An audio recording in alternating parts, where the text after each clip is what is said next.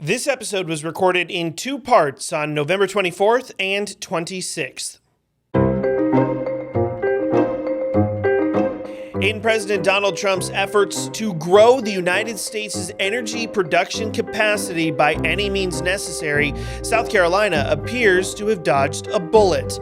I'm Nick Reagan, and in today's episode of We the Palmetto, we are taking a closer look at the Trump administration's efforts to expand offshore drilling and how South Carolina was left off the list. We talked to Lowcountry voters. Trump was in true campaign form. Voting is officially underway. Joe Biden spoke here in the heart of downtown. Thank you for having me. I appreciate it. All right, I've got Frank Knapp with me. He's the president and CEO of the SC Small Business Chamber of Commerce. First off, thanks for coming in to talk about this. Thank you for the invite. This is good. It's a good time of year to encourage people to be cognizant of their small businesses, local small businesses.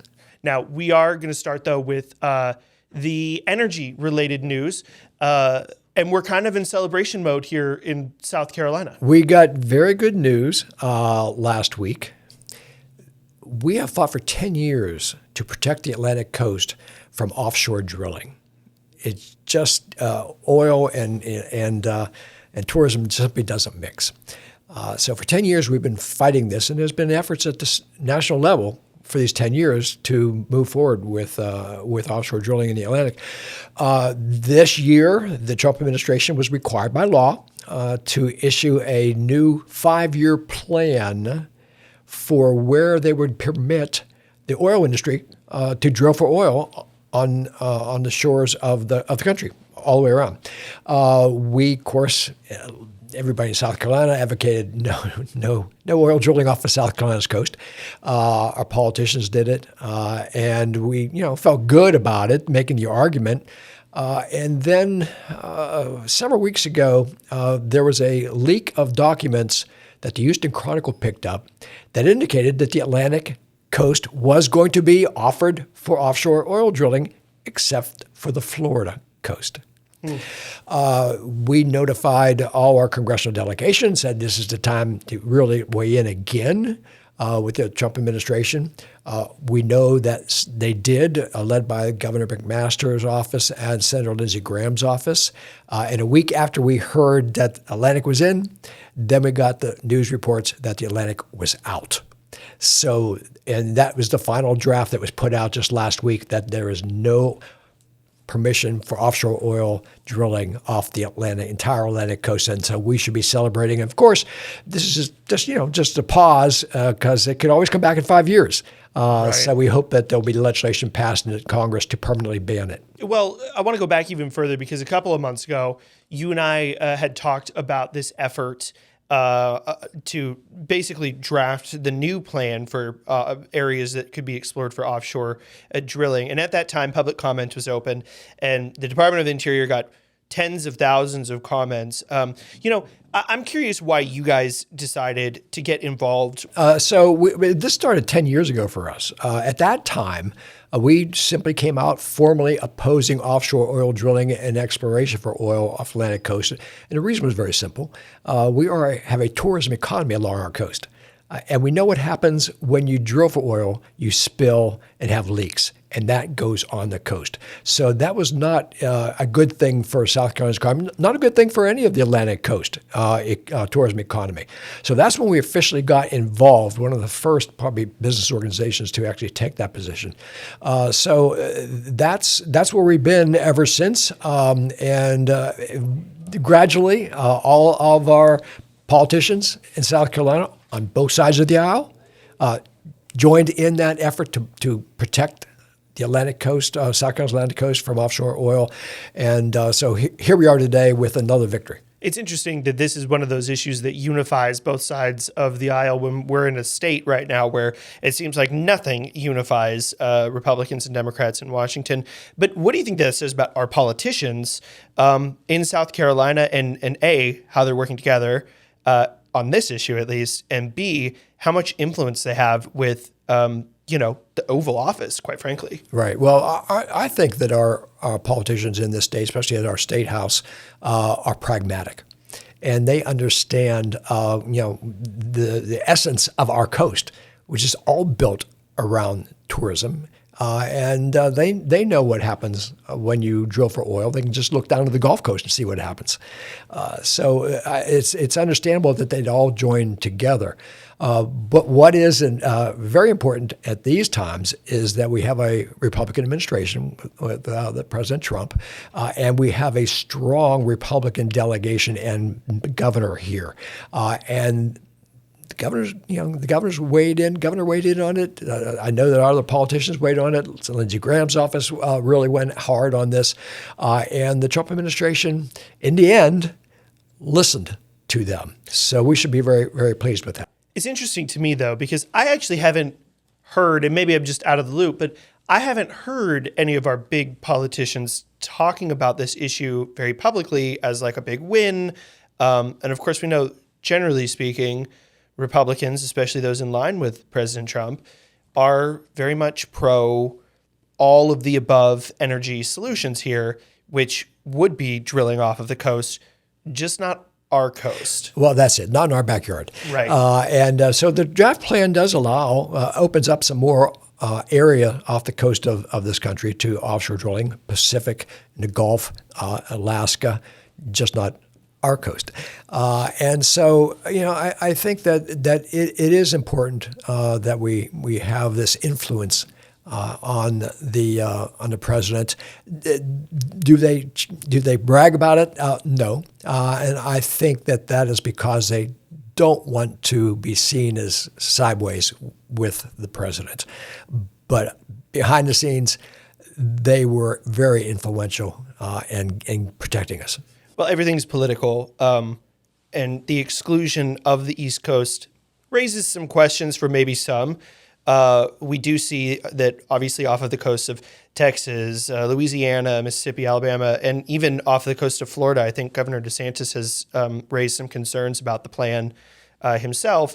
But outside of Texas and Alaska, you have all the drilling that has been opened up so far in the draft off California. Now, East Coast is where the president has a lot of his properties, admittedly. Do you think that there's a political slant to how these things were opened up, or is it just, is this just where the oil is? Well, they don't know where the oil is, to be honest with you, in the Atlantic. Sure. And I wouldn't say that it was political because in the draft that it was going to be released, the Atlantic coast was in there.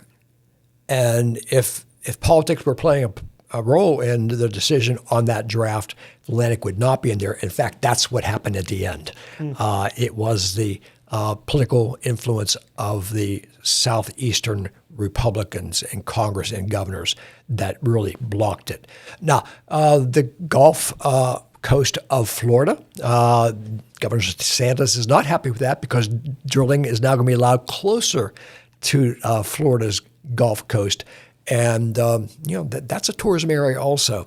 As far as California is concerned, there used to be drilling off of California. And so that is a little precedent for that. In Alaska, as you know, they wanted drilling. Right. And it looks like they have some new zones even further up into the Arctic, which could be an interesting position here. But I do wonder if, and I know you're not an environmental scientist by any means, but do you see any potential problems with, for South Carolina if there is drilling that is closer to Florida? Granted, it's on the other side of Florida, but it's, water is kind of everywhere. And I just wonder if there couldn't be some environmental impacts. I don't know the answer to that. Sure. Obviously, we have drilling in the Gulf now. We have not experienced, to my knowledge, any problem with that, with oil that is leaked or spilled going down around the bottom of Florida up the coast. I don't see that as a problem. Interesting. Okay, can we talk briefly though for actually about what happens next? I think this is just the first draft. There's a couple more iterations. Do you see a world where it's possible that South Carolina or the Atlantic at all gets added back in two more phases of a draft proposal? Well, it is the draft, and it's got some more stages to go through. But I think it's inconceivable that there be any lobby to put the Atlantic coast back in this plan. Keeping it out was essential, and feel very good that it's not going to go back in. I just don't see that happening. All right. Well, I'm glad we've got you on the case of small business, keeping us all informed with everything that's going on, both business-wise, politically, up in Colombia and elsewhere. Frank Knapp, thanks. Thank you, Nick. I appreciate your opportunity. Let's bring another voice into the conversation now. I've got Lori Carey Cothera from the Coastal Conservation League now. You are the Chief Conservation Officer. So this news about offshore drilling in South Carolina being left off the list must be kind of music to your ears. It's fantastic news. We are very thrilled about being excluded from this. I think it's a really great opportunity that shows bipartisan support and what it can do. We had a lot of support from the governor's office. He went to bat as a coalition of, I think, maybe 10 or 12 other governors in the Southeast to help ensure that our coastal resources are protected from offshore drilling. It's really interesting to me that the governor and people on both sides of the aisle are getting behind this effort to get South Carolina excluded from the potential for oil drilling off the coast. What do you think that says about how South Carolinians and our elected leaders view our natural resources, especially, again, the coastal areas? Yeah, I think it's a great testament to people really understanding the natural beauty and the history of the coast. People vacation here. The tourism industry is nearly $30 billion. People are moving here in droves to be next to the beautiful resources. Carolinians have lived here for decades. We have a rich Gullah Geechee culture that have helped infuse the love and share the resources and the bounty of the natural resources, which has been really great. I think overall, people get out there. It's one of the few environments where people actually get off the couch and get out there. They're fishing, they're swimming, they're on the shores. They're just using the resource. They see the beauty, and they want to ensure that it stays that way. Obviously, there's a monetary component to this, a business component to this, but there's also just that natural component to it. I think everybody loves the idea of green space, clean water, etc. When we're talking about oil drilling in a body of water, there's all sorts of risks that are associated with that, even when companies are saying, no, this is the cleanest, safest facility we've ever seen. Can you talk just a little bit about some of the risks that the coasts are put at when there is offshore drilling? Absolutely. So I think first and foremost, when you're coming into an area and looking for where oil reserves are, you have seismic activity. Really, that those sounds and that vibrations can really be harmful and disrupt marine life. They also can use air horns. Again, another marine noise that's very damaging, in particular to marine mammals. And we're very fortunate here in South Carolina to have an endangered species, the right whales, off our coast, and it's a calving area for them. This type of seismic activity has been proven to make sure that actually prohibits marine mammals from coming back into these regions.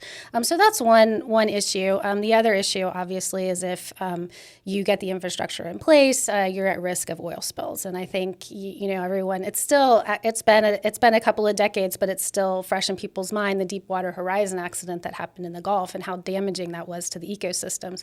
20 years later, they're still trying to recover and rebuild the marine life that was impacted from that oil spill. Yeah, it does seem like anytime there's any issue that involves the water, I think a handful of years ago we had the whole nurdles situation where, people can still sometimes find those little pellets or beads. I don't even know really what they are, but you can still find those on the beaches occasionally. And I think the same with the oil situation, whereas yeah, we can clean it up, but A, there's damage that's done, and B, it is difficult to clean up. We're seeing that some of the areas that are potentially going to be opened up are in the Gulf, some not too far off the coast of Florida that have created some rifts between Governor DeSantis and President Trump. But I wonder if there's a realm where expanding oil production off the coast anywhere should be a concern for anybody that lives on a coast, even if you're, not necessarily the ones that have to see the oil rig off the coast? I mean, I think so. I do. I mean, I think that no matter how safe the infrastructure is that you put in there's always a risk, and that risk is proving to cause irreparable harm to not only the ecosystems but the marine animals and wildlife that live there. As you mentioned, seeing the tar balls wash up on the beach, like they're impacting people and their safety to be in the water. Those toxic chemicals get into your skin and they can cause health issues as well. So it's risky to put it out there in any kind of marine environment. Well, obviously we need energy. Oil and gas makes everything go round, especially in the United States. Nobody wants an oil refinery or a rig in their backyard. Is there a good place for these kinds of things that we need? I think it's a balance of looking at the potential yields that are available in the regions. So, for example, in the Atlantic region, BOEM has done a number of studies where they have looked, and the oil reserves just don't make sense to drill. It's not worth the risk and the harm. And I think that's a really good analysis that needs to happen holistically everywhere in the coast. And you are going to have to make balanced decisions. There will be places where maybe it's a little bit more profitable, and working to make sure that you have extra safety measures in there so that you're protecting the habitat and the animals and the people that are using those resources, I think will be critical for this success. Kind of speculate for me, go out a little bit further. I know that South Carolina is where we're at, but the majority of these areas that are opened up are in Alaska, which we know is already a climate that has more impacts than certain other areas when it comes to rising temperatures, et cetera. There's some endangered species up there as well. Do you have any concerns for I think it's something like 21 new locations that could potentially be drilled in, especially in some even further north drilling that we've ever seen before? Are there any red flags there for you? Yeah, I think there's a lot of red flags. Alaska has even more of a sensitive habitat and biodiversity than we do here in the Southeast. Permafrost is a big part of the ecosystem up there, and that makes it really difficult to put infrastructure in without going in and harming those landscapes. The other challenge is in these regions, the infrastructure that's coming in, it can actually warm up the land. It can change the ecosystems as well, too, in a way that is not necessarily conducive to wildlife. Mm-hmm. So I think it is a big challenge. I have a lot of concerns drilling in those particular areas. Especially when there's other alternatives that we can use as well. It's offshore wind energy, solar, trying to think about how we can balance our energy portfolio so that we can still have the energy that we need, but while also think about protecting and conserving the amazing gems of natural resources that we have all across this country. Well, I'm glad you brought up alternative sources of energy, because I think that there's lots of folks that do say, well, why don't we just do windmills or things like that? But I also wonder if there aren't some drawbacks there in terms of, windmills have issues with bats and whales and things. What's the solution going forward? I mean, we know oil is bad, but wind apparently can be problematic as well. I mean, how do we solve these issues? Yeah, I think it's a really great question. I mean, I think it's taking a step back and really looking at what a balanced energy portfolio looks like. Mm. There are probably places that are more conducive to wind turbines than others. There's creative ways to do that. One of the things, it's a little bit off the tangent from energy, but recently the Charleston mayor's office and county council went over to visit and do some investigation with European countries to look at how they're dealing with resilience, which is a little bit different. But I think that there's a lot that we can learn from other countries and other partners across the world about how they're handling this. And people are embracing green energy, and they're figuring out smart ways to do it that doesn't hurt the environment and can really benefit and bring the energy that we need to have the quality of life that we're used to. Do you think it's possible to fully supplement our current energy needs with green methods? I think it is possible. I think it was Denmark is 100% green. Germany is working towards 100% green energy. So I think it is possible. It's not going to happen overnight. It's going to take a solid and standard energy policy, which is a little bit of a challenge here in the U.S. We're taking very different turns in where we are with our energy policy. So I think coming to terms as a nation of what we want and how we want to do that will be incredibly useful. In South Carolina, we can definitely take an approach and think about that at a state level, and are doing so with a number of partners across the state now. Well, going forward, there's still 2 more versions of this offshore drilling plan that need to be approved before the full thing can be implemented. And I think they're trying to get that done before the end of next year. Do you have any concerns that somehow, some way or another, that South Carolina could be added back to the plan? And how closely are you guys going to be watching this whole thing play out? Well, I think there's always a concern that something could change. But we feel very confident that there's very intense bipartisan support. Obviously, the governor has put out many public statements. He's written letters to BOEM as well as Department of Interior in support of excluding South Carolina from this plan. We've also heard from the local communities as well as businesses that they are in favor of keeping South Carolina out of the leasing plan. So I feel that this is a topic that we have great support from. Maybe one of the other partners that I'd like to mention is we've been working pretty closely with there's a coalition to support the Blake Plateau, which I think is driving a lot of the support as well. And so if you're not familiar with it, the Blake Plateau is an offshore, it's a flat area off the coast of South Carolina, Georgia, and Florida. And it's just has been proven to be an amazing area for deep sea coral. We're one of the few regions that have this deep sea coral. It's the largest outcrop in the world. It's a huge gem. They're just beginning to discover what's there in the area. In 2018, they discovered Blake Ridge, which is a new feature there. Again, just like an incredible habitat. Those corals are helping to drive the ecosystem. In the surface water, there's a number of game fish, including mahi-mahi. There's the swordfish and tuna. So it's great for recreational fishing. All of those things are contributing of why people want to continue to prevent drilling off the coast of South Carolina. Yeah, once you've learned about that in particular, I think so many people in South Carolina have no idea that is literally off the coast. I Right mean, in our backyard. Yeah, I mean, we have so many amazing natural resources and environments here that I think we don't spend enough time talking about and experiencing. Lori Carey Cothera, thank you so much. Appreciate it. Thank you very much. Appreciate the opportunity.